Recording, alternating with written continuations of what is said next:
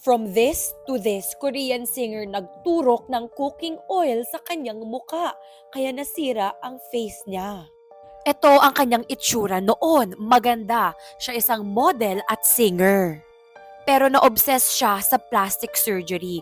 Mahilig siya magpaturok ng silicone sa muka para maging smooth ang kanyang face. Nasobrahan na siya at na-addict kaya yung mga doktor ayaw na turukan ang kanyang muka.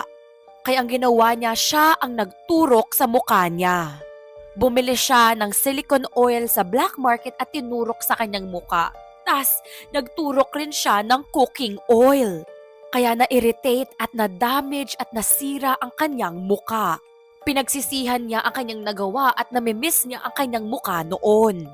Nagkaroon siya ng multiple surgeries para matanggal yung mga oil, yung cooking oil na nilagay niya sa kanyang muka.